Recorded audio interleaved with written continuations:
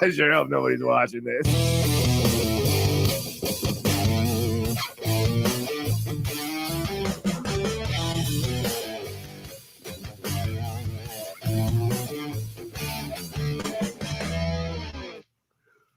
Pretty hilarious intro. That is. Kevin looks like a monster. He is a monster. He looks like a guy if you walked up to you, just hand him your wallet because he looks like he's about to mug you. You should see him right when he's right before he goes to compete.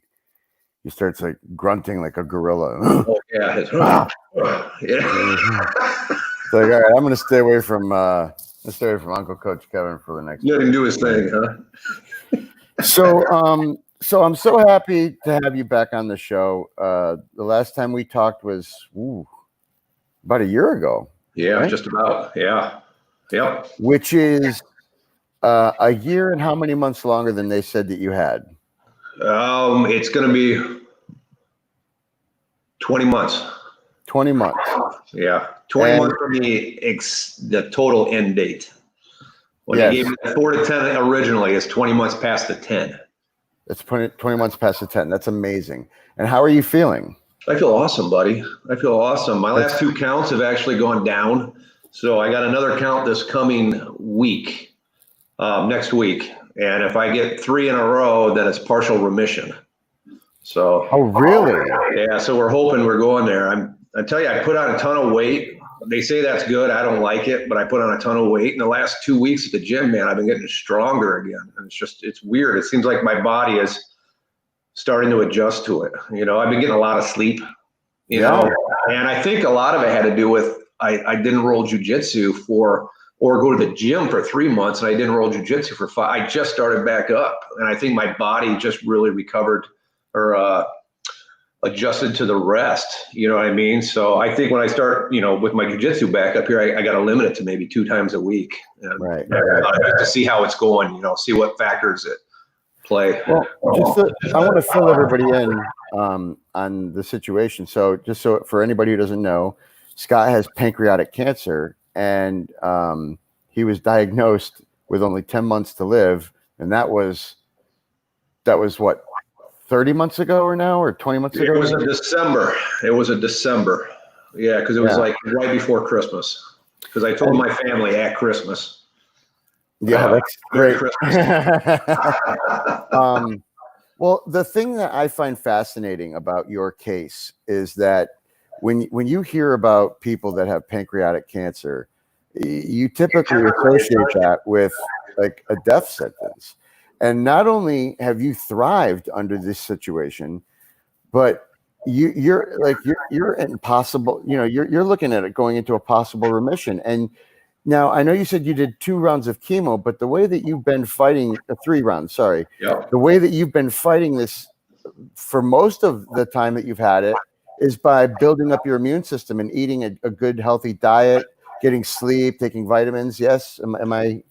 Yeah, you're absolutely correct. I started traditional medicine, and I dropped 40 pounds under chemo, and it's a toxin. It's a poison that they put in your body. And, just to kind of recap, I did a lot of research articles, and what I was finding was that all the people that were having positive outcomes with this type of cancer were doing what in the US we call alternative medicine. And so I started doing IV therapy twice a week. I changed my diet, which everyone with cancer should change your diet because of sugars. I'm on a protocol, and then I get a lot of sleep, and I just changed my lifestyle completely. And what I decided to do was just, instead of fight the cancer, I decided to build my immune system and let my body fight the cancer.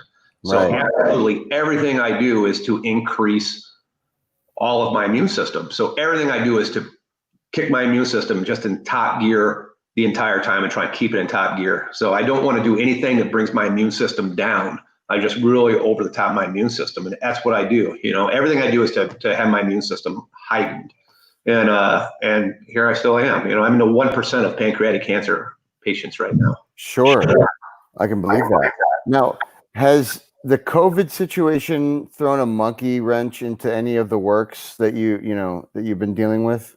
Not really. At first I wasn't too sure about the COVID situation. And then there was a little time where, my girlfriend lives in Chicago and I went up there and just stayed in her house for 6 weeks, didn't really leave. Right. And then as you start to get the results of, COVID and you start looking at the science behind it, I went back to the gym when the gym reopened. I just kind of maintained a little distance from people. And I definitely, wash my hands a lot more than I used to, which I should have been doing in the first place. But, Right. it affected me because when they shut everything down, that's when I started getting a ton of rest. I was sleeping 12 hours a day. And even like right now, it's so hard to wake up in the morning. And I think that's a good thing. I think my body, everything that tends to be a little different right now, I'm kind of cataloging it as a positive thing because my counts for the last, 2.5 months have just slowly been going down and down. And, that's what we want to do. We want to get, every time I get a test, I want to have less cancer in my body. So does that mean that you've been having less pain as well? No, I think I've been having less pain because, again, of jujitsu, there's just things you do in jujitsu that just, people are always pushing on you. That's just the way it is. Or you hold your breath, which isn't good for you. If you're doing a pass or something and, or somebody's knee on belly on you, you kind of, just for those 3 or 4 seconds or what have you. And I think that kept the pain a little higher, but at the same time, that kept my mental sharpness going. So it was a trade-off. I was in a little bit more pain, but I was able to mentally be strong by going to jiu-jitsu those 3 nights a week. Right. Now, another cool thing that happened since the last time we talked is you were promoted from purple belt to brown belt. So congratulations, sir. Thanks, buddy. Yeah. I got my brown and I got 2 stripes. And wow. Yeah, That's so awesome. I was excited about it. Yeah, so it'll be another 5 years before I get that black, but it's all right. I don't care. I found with the COVID is with my jujitsu game, Professor Charles was having me teach a lot more classes. Okay. And so, I was able to get a little more technical, because when you're teaching, this better than I do, you start to really break down the move for everybody and you get a little bit more technical. And now I move slower, but my game's better. So I'm able to, and just starting back up with jujitsu here. I mean, like last night. That's how we got to do it. We got to be slicker. We do. I just lay in wait. I'm like the tiger in the high grass. You know what I mean? I sit there, and as soon as you leave that arm and they're just a little too long, it's mine. Exactly. Or what have you? But I just can't keep up. I can't keep up. I don't have the oxygen. I have 20% of the oxygen that a normal person my size does because of everything I'm on. Right. And so I gas so easy. So I have to be that tiger in the grass, man. I just have to sit back and, and I take every other round off. I mean, I just have to. And, if we're doing like 6-minute rounds, I won't even start until 2 minutes into it, because I can do a 4-minute round and then I got to sit out. And then I do a 4, and I always apologize to the guys that I roll with because I'm like, they do, jiu-jitsu guys are great guys, and it's a great group of guys to be around. And they're just like, yeah, take your time. Or if in the middle of a roll, I need to stop for an extra 30 seconds, just kind of catch my breath again. Sure. Because they rolled with me for, 7 years before, and they know it's not me that's stopping. It's just this disease I have that's stopping me from, really going at it. It's not stopping you from a lot because I remember asking you for an interview and you're like, well, I can't do it this weekend because I'm going to be jumping off of a plane with some buddies of mine that I used to serve with. And I was like, this motherfucker, he's lived more than like most people, like I've never jumped out of a plane, brother. Well, it's funny because I was telling everybody around me, I said, all my friends that I've served with, they're all retiring now. I mean, they're close to 30 years. So most of my buddies are out now. And now the ones that I still have up at JSOC, they're close to retiring. I got to get these things and make some new friends up there so I can go up there and jump for free. I don't want to pay for this shit. Yeah. So if I ever get that call from some buddies and they're saying, hey, we're doing some parachute burns, I'm like, I'm in. I'm in. Let's do it. How high are you guys?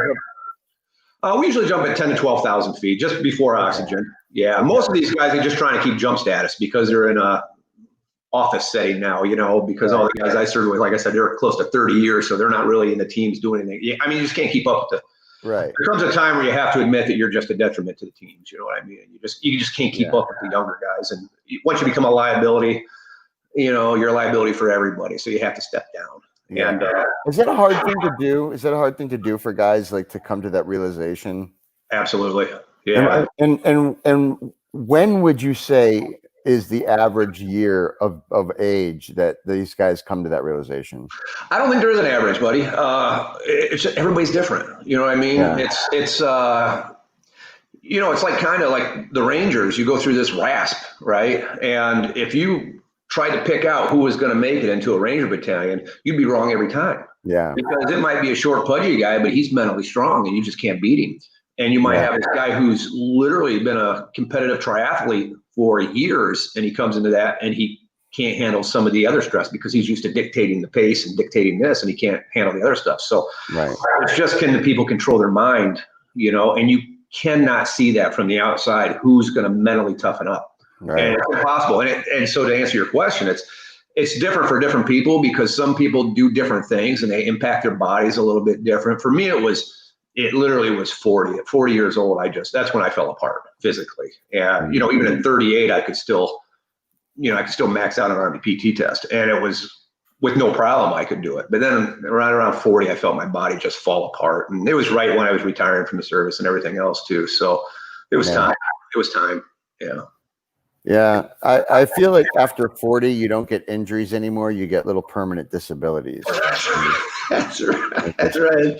That's what jiu-jitsu did to you, right? Yeah. It's like, oh, my elbow hurts. So I guess it's just going to hurt forever now, Yeah. I got bursitis here. Can you see that knot on that sucker? Look at that. Yeah. I have bursitis too. I don't know.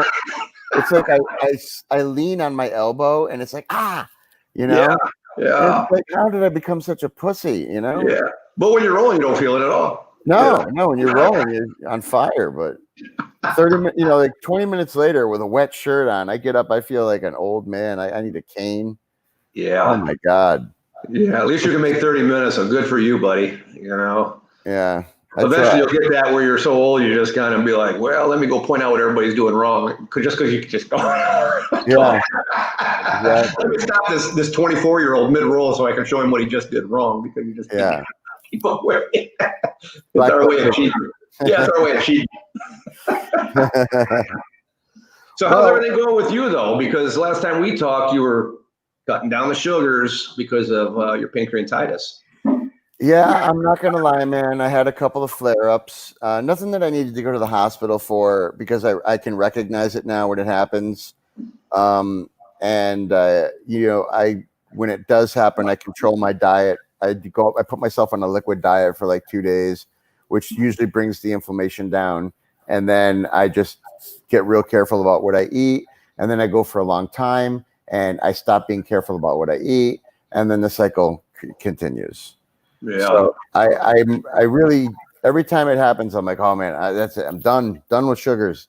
I'm done loading up on cookies. I'm done doing this and then like 6 months later, it's like, well, haven't been having any problems. I Let's go back to have ice cream cake, Are you buying that sugar that I showed you that I sent to you, that monk fruit type sugar that's a 1-for-1 exchange? I've just been using stevia in my coffee. Stevia. Yeah, I hate the taste of that stuff. I don't mind it. Yeah. Still better. Yeah. And I drink, I don't know how healthy these are, but I drink the 0 sugar monsters. Oh yeah. For the protein. What other chemicals are in those things, but yeah. You could probably put a rusted pair of pliers in it for a couple of days and there'd be no rust on it when you came back. That shit can't be good for you. It just can't be, right? No, I agree. I've never had one of them because I don't like to take a lot of caffeine, but I have no excuse. You get that pancreatitis and put in the hospital, and you'll change it. Believe me. I mean, I had a flare up during COVID, and I was like, I am not going to the fucking hospital because I was like, if I go to the hospital, I am not coming out of there without COVID. So I was like, I'm dealing with this shit at home, and I put myself on a liquid diet. I had some oxys left over from when I had the shit. I know your philosophy on oxy. I don't have problems I don't have any kind of addictive personality, so I can pop one and be like done. You know what I mean? So cool. I just get past that pain, wake up, I start eating healthy again, and pain goes away.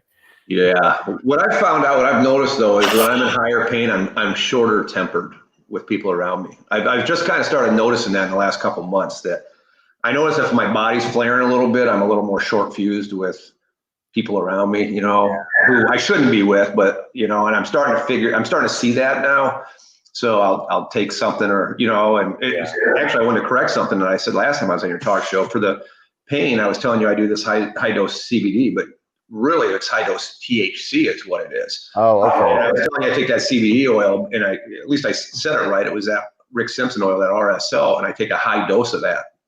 But what that is, it's all THC. It is 100% THC. And that helps you with the pain? It's all it takes. That's all I take for pain. Yeah. Wow. Two of them, I inject, you find your dose, right? What's good for you. And I put them in those vegan tablets, and I take 2 before I go to bed, and I take 1, in the morning. And it tends to kind of keeps my pain at like a 4 instead of like an 8.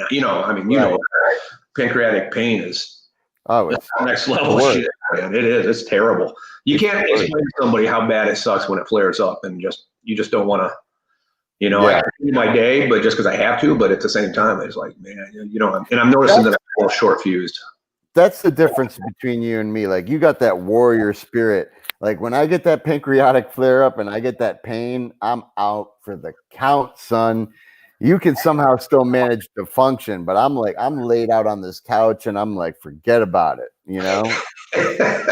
Honey, give me this, and honey, give me that, or honey, leave me alone, right? Yeah, man. I can't take that pain. That pain is awful.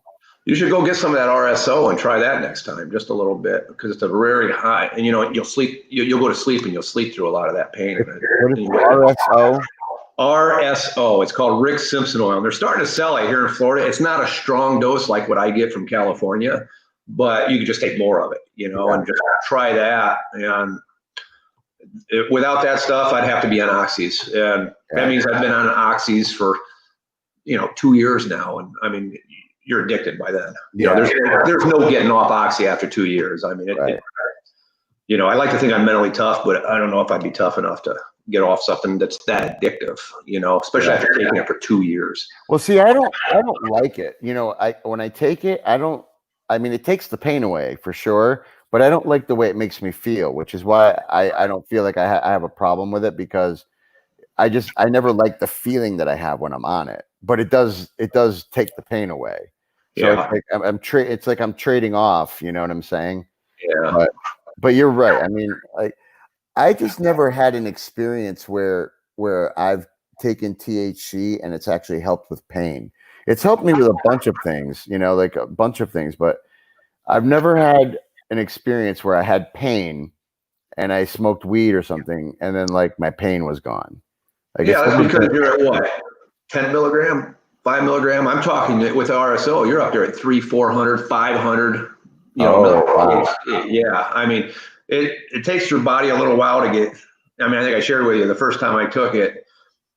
I woke up the next morning and I came out and I had 2 bags of groceries on my countertop, and I was like, oh, somebody got me some groceries. And I started looking at it, and I quickly realized that I had drove to the Publix and got groceries and didn't even know I left the house. Oh my God. I took like an eyedropper. It was barely anything. I put it in there and I washed it around. I woke up the next day, but I guess I drove to the grocery store. Yeah. And another thing, you gotta hide your phone with that thing too, because you'll start texting everybody everything. Some things you don't want to be texting out, and you will. I've had a few of them where I'm like, oh man, let me text this person and apologize to them. One of the first times that I had an edible, I was driving down the highway, and I don't know for how long, but in my head, I was completely somewhere else. And I just remember getting to my destination, but I remember being in Mexico. It was like a weird thing, It was like I didn't remember the drive at all. It's like in my head I was in Mexico, and then I was now at my destination. It was weird. Yeah, well, that was a great trip. Yeah, it was. It was fantastic. Many road rash or road sores on that one. You just woke up there. So what do you think? How's your gym doing with all this COVID? I mean, I noticed you guys are back rolling mornings. Do you do the evening classes too? Financially, we've taken a hit, and we're not making the monthly number that we should be making right now. But I think that's because of the resurgence, and I think people are nervous about coming in. But we're back and we're training and we're paying the bills. And I got an SBA loan from the government, which was great. Nice. And so I have a nice cushion to keep things rolling for a while. And then I'm sure right after the election we won't hear anything about COVID anymore. No, there's a cure for it. It comes out November 3rd. Yeah, November 3rd is the cure for COVID. So right. That's right. We all know it. I mean, come on. Yeah. So I'm hoping after November things calm down and people start getting back into training and stuff. And how's your class size? I mean, is it pretty?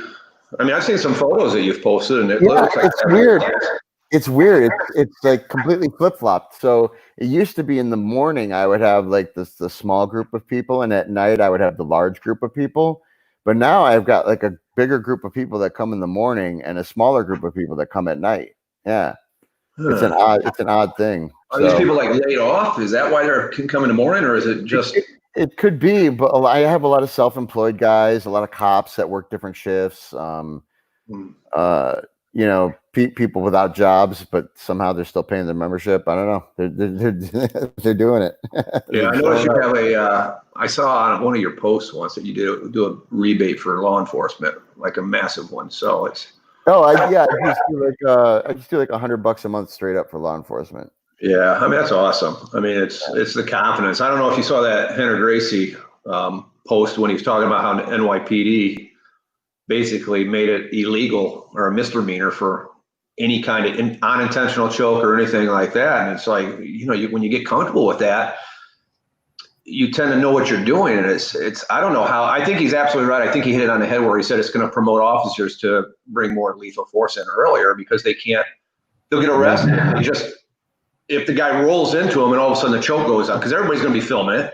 And if the guy turns into him and he puts a choke accidentally for 2 seconds, now he's a criminal with a misdemeanor. Yeah. I mean, they're just not going to go to the ground with these guys. And that's the problem when you have politicians making policy instead of people that actually know about fighting and how to restrain people. Like it's always like it's somebody in politics that's never wrestled a day in their life. I mean, at least it's like at least let Neil deGrasse Tyson weigh in. At least he wrestled. Yeah. Yeah. I don't know what you're going to do with these people. I don't know how you can take them to the ground and subdue them without some kind of knee on belly, knee on the back of the neck for a second or two. Usually just on the side of the head, right in here. Pressure.